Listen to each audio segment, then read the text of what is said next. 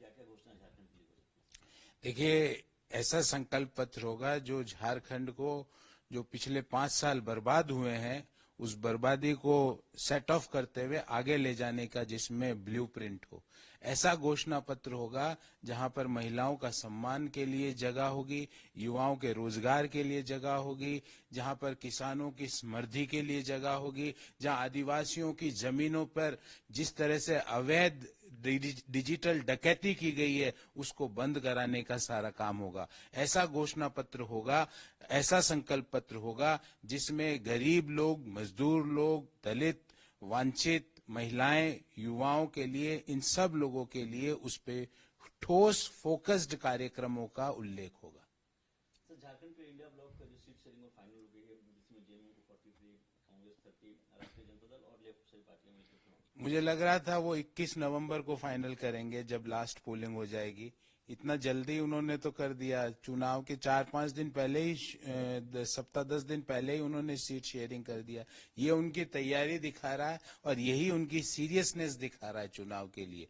चुनाव के रिजल्ट से पूर्व इंडी ब्लॉक ने अपनी हार मान ली, क्योंकि इस प्रिपेयर्डनेस के साथ वो किसी भी तरीके से लोगों के सामने जाने की स्थिति में नहीं है।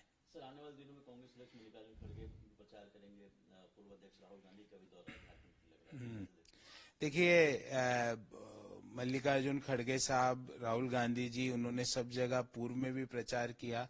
लोकतंत्र में व्यवस्था है कि कोई भी व्यक्ति कहीं भी प्रचार कर सकता है, पर अगर वो प्रचार करेंगे तो उनकी पार्टी से ये पूछा जाएगा कि ये खटाखट शास्त्र और जो झूठे जुमलों की, झूठे वादों की जो आपने बातें करी, वो कौन से राज्यों में आपने अभी पूर्ण की है? क्या हिमाचल में जो बातें कही वो पूरी करी, कर्नाटका में जो बातें कही पूरी कही, तेलंगाना में जो बातें कही पूरी करी, और यहाँ पर जिस भगवान बिरसा मुंडा की धरती पर जब वो आएंगे तो उनसे पूछा जाएगा कि 2019 में जो कांग्रेस का मैनिफेस्टो था, जो जेएमएम का मैनिफेस्टो था, उससे क्या 5% बातें भी पूरी हुई? 5%, मैं 95% नहीं पूछ रहा हूँ, 5%। तो ये सवाल उनसे पूछे जाएंगे।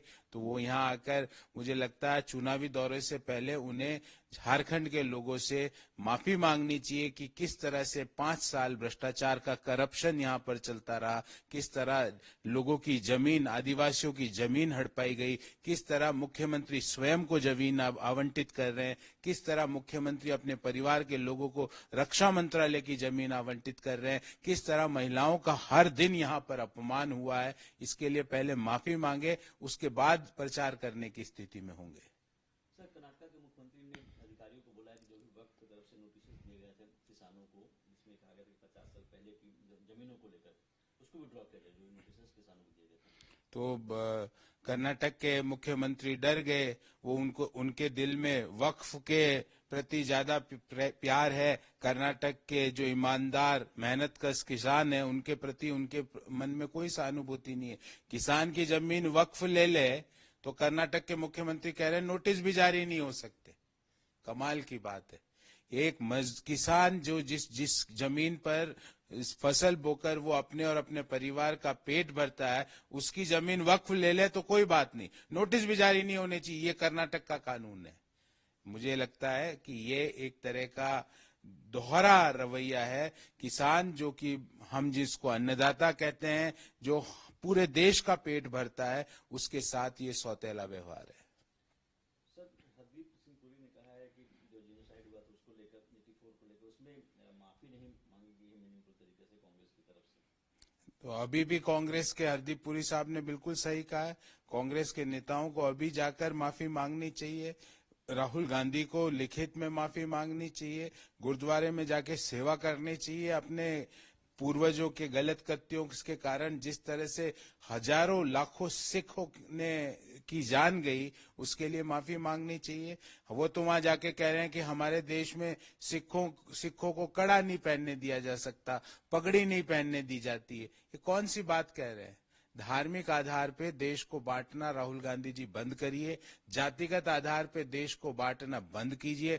गोत्रों के आधार पे देश को बांटना बंद करिए, क्योंकि बटेंगे राहुल गांधी जी तो कटेंगे। सर, बटेंगे और कटेंगे को लेकर ही अखिलेश यादव ने कहा है कि ये बीजेपी की हताशा और निराशा दिखाती है और इस तरह का ये नेगेटिव कैंपेन है। अखिलेश जी आपको भी कह रहा हूं, बटेंगे तो कटेंगे, अगर साथ रहेंगे तो ही आगे बढ़ेंगे। डिवाइड एंड रूल लोग पॉलिसी लगा देंगे अगर बटेंगे तो, बटना नहीं है, किसी भी आधार पे बटना नहीं है। हमारा एक ही ध्येय है कि 2047 में देश को विकसित राष्ट्र बनाना है। अगले 2 साल में पूरे देश को दुनिया की तीसरी नंबर की अर्थव्यवस्था बनानी है। तो ये सारे, अगर इसमें भी अखिलेश जी को कुछ गलत लगता है तो मुझे लगता है अखिलेश जी, प्रॉब्लम आपके दृष्टि दोष में है, प्रॉब्लम आपके मन में है, प्रॉब्लम इस नारे में नहीं है। ये नारा तो एक तरह से भारत की संस्कृति का परिचायक है, बटेंगे तो कटेंगे, हम साथ रहेंगे तो ही आगे बढ़ेंगे।